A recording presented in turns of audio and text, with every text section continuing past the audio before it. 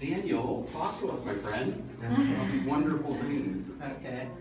So I paint the internal world of emotions, you know, the thing that all of us feel and often we don't want to talk about. And I paint actually on an iPad, right, just like this. And I'm going to show you guys some, I have plenty to say about any and all of these, but I'm going to point out a few of the augmented reality pieces.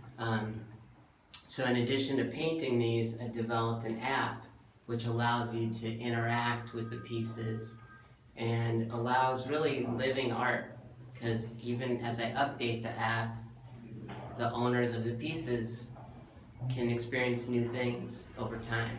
So anyway, why don't we start with this one. This is called a substance called understanding. And get behind his iPad. Oh yeah, so yeah, everyone pile in if you can behind me. Or you can move around. But so this is called a substance called understanding, and it's from a quote by who I call the world's second most famous Buddhist, Thich Nhat Hanh. And it's the quote is here: "Love is made of a substance called understanding, and understanding is the outcome of your looking deeply." And that's sort of how I live my life. I look as deeply as I can within myself and within my mate, and that's what my art is. This is what I bring back from those journeys inward. Okay, so here we go. Watch the screen, everybody. So come, yeah, everyone that can get behind me. So when my app sees, and you guys can, there's phones and you can play with this app. But so when this detects this image, a little kind of mating ritual move comes in here, and you can see the hearts pumping. And if you tap the hearts, and you'll see, if we move around, you can actually see, there's thousands of hearts. Very cool. Lots, you have to keep a certain amount of tracking. And then if you look closely, there's different animations going on here. So there's sort of, oops, let me bring it back there. There's a kind of motherly figure there, holding her heart on the left. There's a sort of inner child above that, and they're all kind of triggering each other in the spiral, which is kind of the nervous system, I would say. And there's blinking eyes, and there's smiling faces back here, and pumping brains. And so, I don't know if any of you were at the opening, but at the opening, this was the extent of this piece. So as I was saying earlier, it can grow over time. So this one, if we tap here,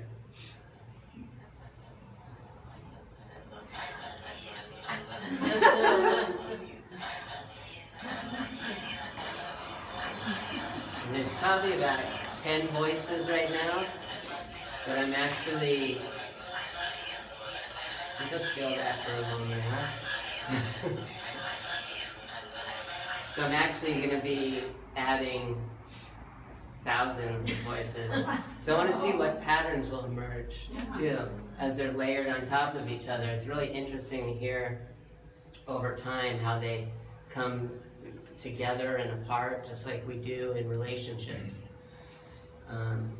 So that's a substance called understanding. Oh, and I should mention one thing that I'm working with this app that I've just developed is that I have a way now of authenticating the owner of the piece. So if someone owns the fine art print, I can know who they are when they log into the app.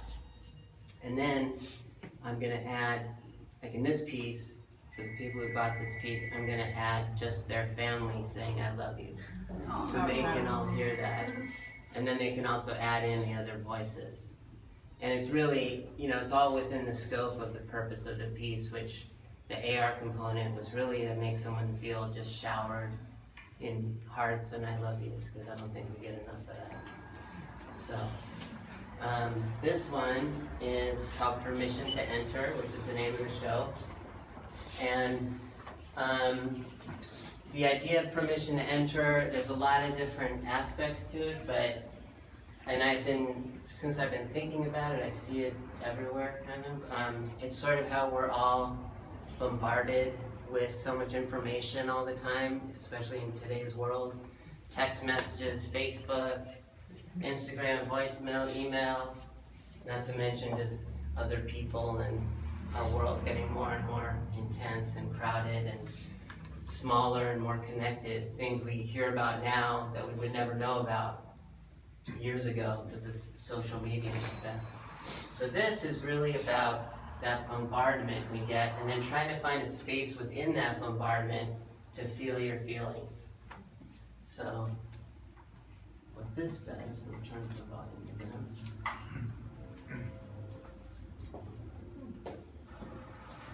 Okay.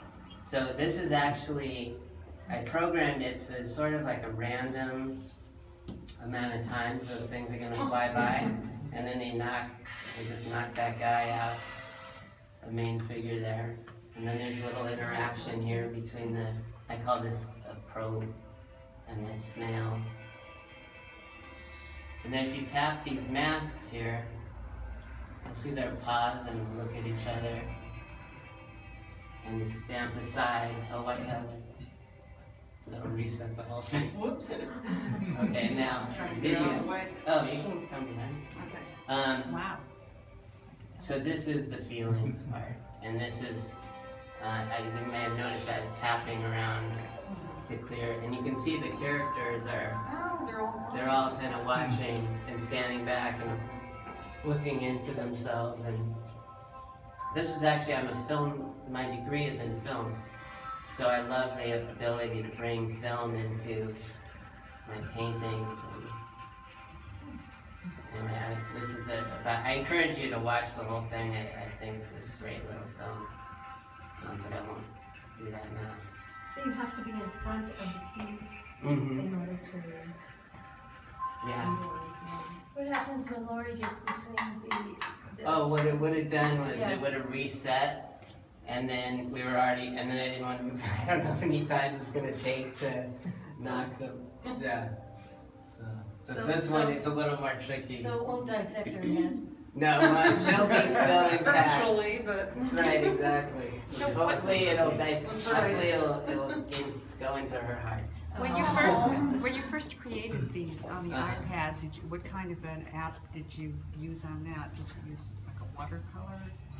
Well, for the color, yeah, I actually use two different apps. So one is I do the lines in one app and the colors in another. And as far as watercolor, what you can do is in this app I'm using, you can adjust the amount of color, the amount of what they call load. So it's sort of like how much paint is on the brush.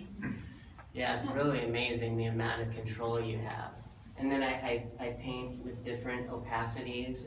So I use a very low opacity because it gives me more subtle gradations. It's really just the look I want, you know?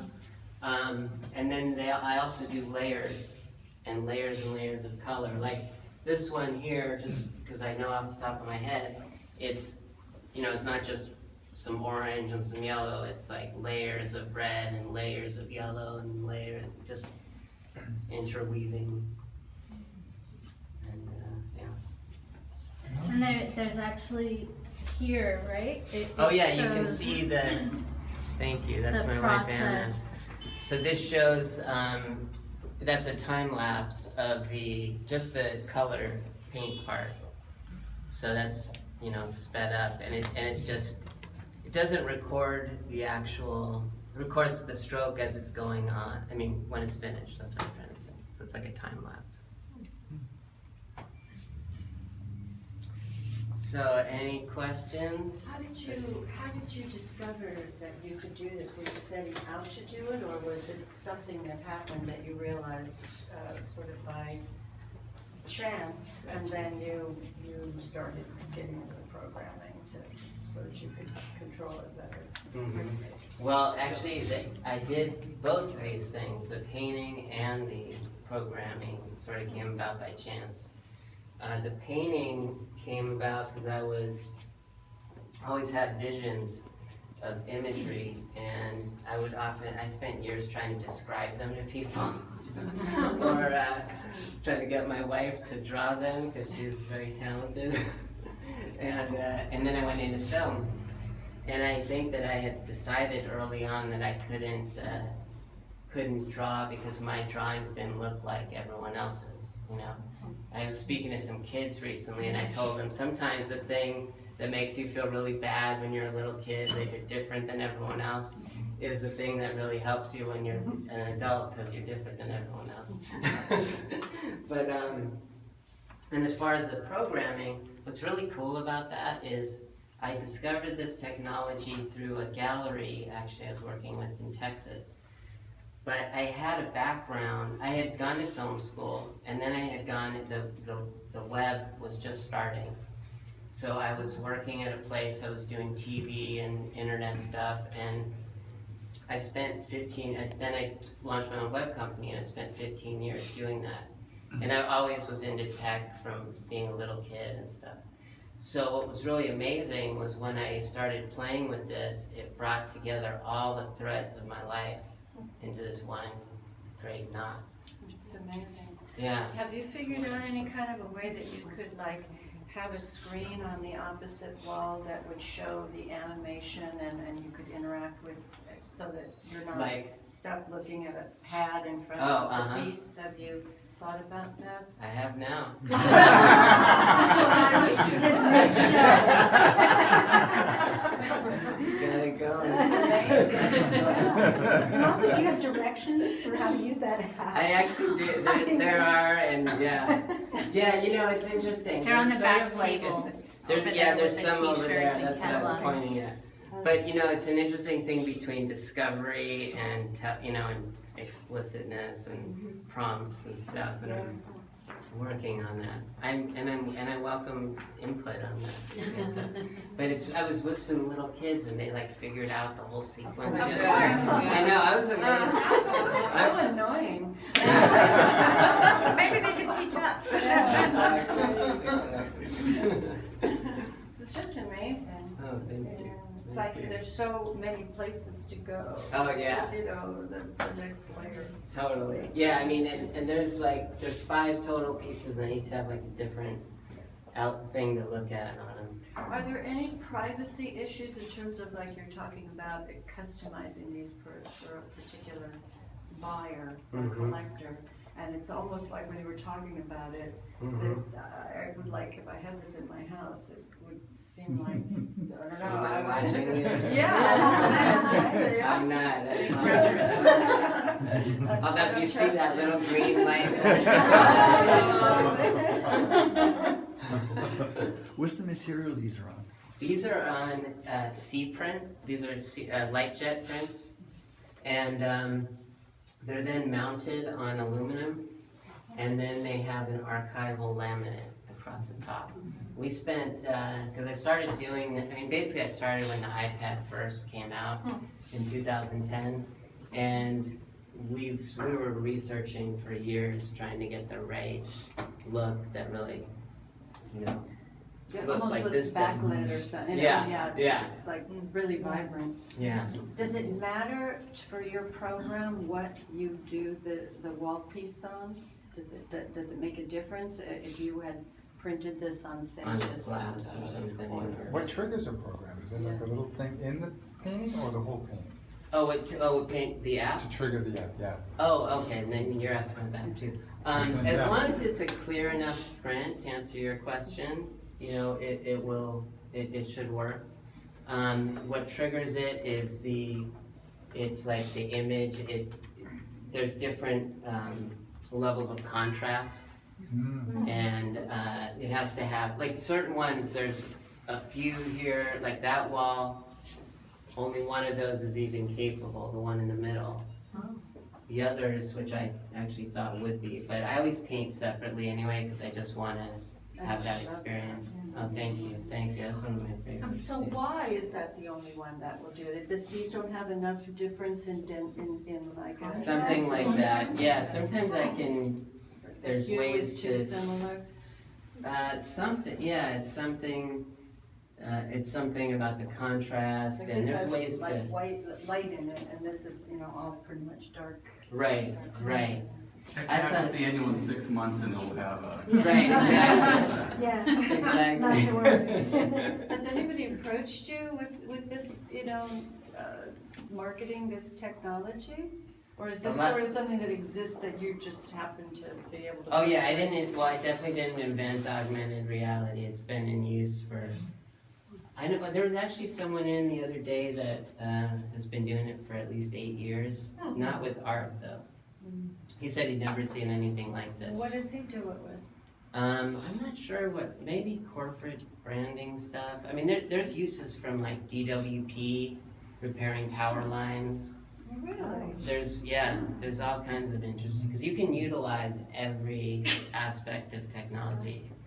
I mean, and even for me, this is just still the beginning, but you can do stuff with location and all the little accelerometer, all that stuff. Very cool. Can you make a time machine? Yes. Version 3.0. Good, we go back to the future. You know, the 4.0. the surfaces are very much like stained glass. Yeah, we are. It's very much like what? Even this, the Stained stained glass. glass, even this area, they have that kind of glass. Mhm. I forget the technical name for it, but it's not all, the only thing that's different with this than stained glass is you don't have you always have to be able to hold it together. Right, This is like it holds itself together. yeah. automatically. And you don't need a window or a light source. No, it's its own light source. It has that But they luminosity. would be really nice as windows. Yeah. How big are your files on the iPad that you can load in that large? Because if Well- you take a picture from the iPad. Right. I mean, the picture is. Yeah. it's kind of- Right. No, we had to work, Anna tracked down someone who had worked with, people like David Hockney and Oh, yeah. even before he was doing the iPad stuff, and this guy helped us figure out a process to enlarge these in a way that So really clear. worked really well. And we actually went to the Hockney show at the DeYoung. Yeah, they had a whole thing. of, Yeah, okay. but there was a lot of pixelation, and we were like, Oh.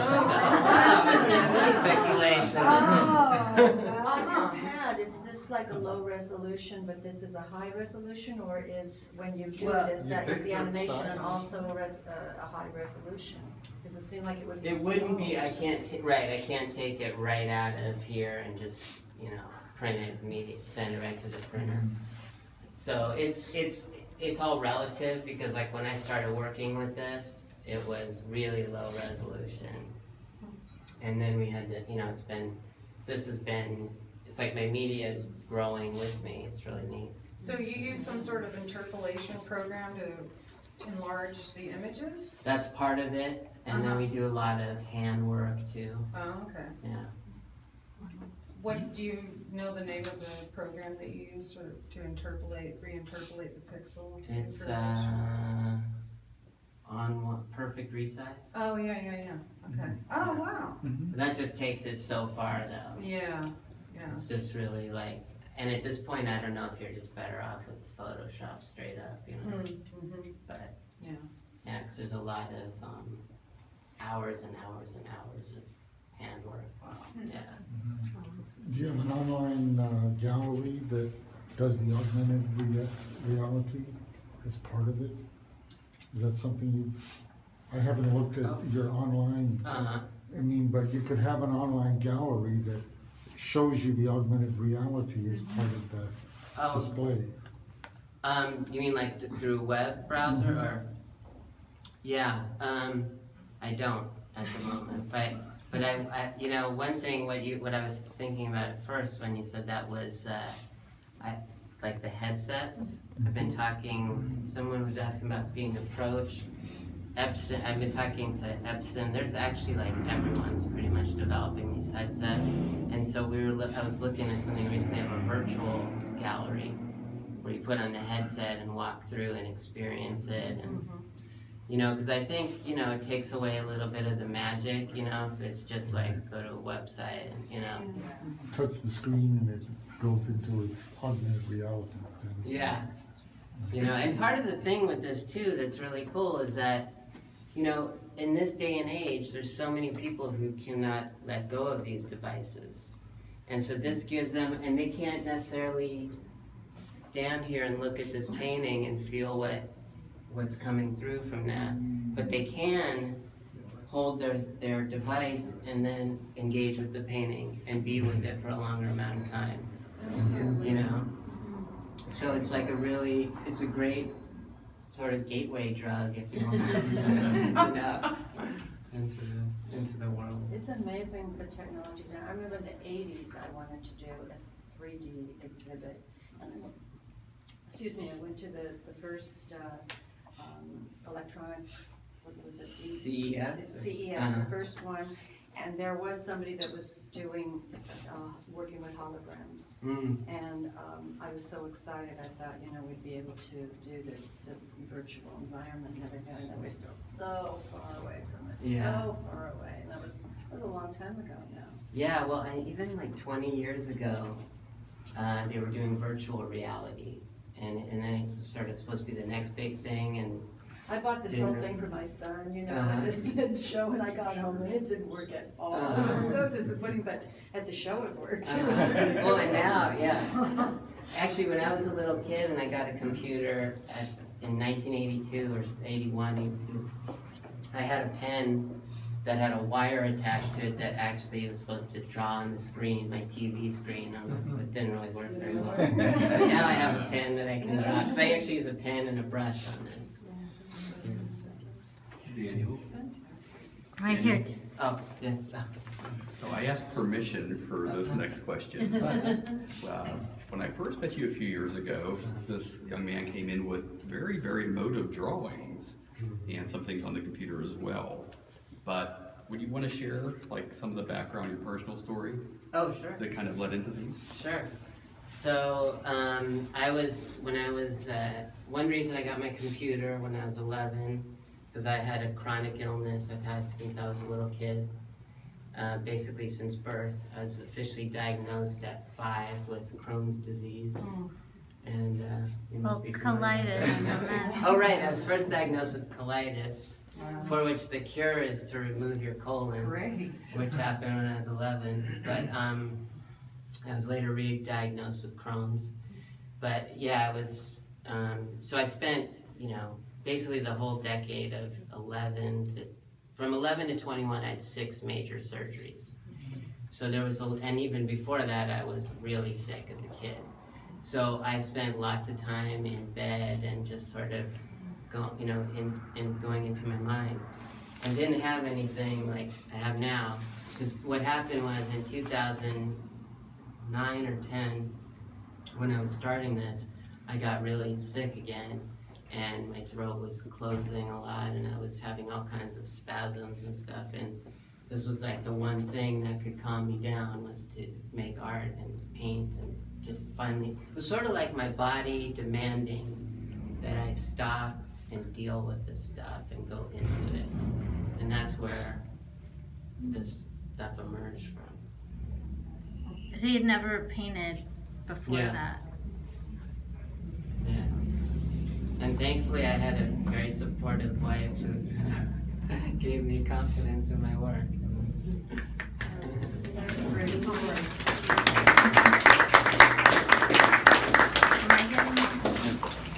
These have developed so much the past couple of years, I can't get over it.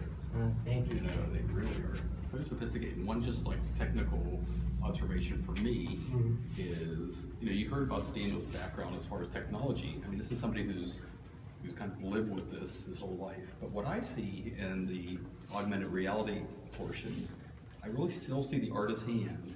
You know, it doesn't occur as mechanical or synchronized. I mean, I really love that quality of it. Oh, thank you. Yeah, that's really what I'm after, is the things that, whether I'm drawing or editing a film or doing the animations, the things that I really can feel in my heart and in my body.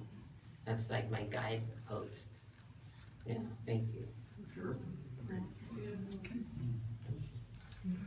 Any other questions or comments for Daniel? All right, Well, let's thank him. Thank you.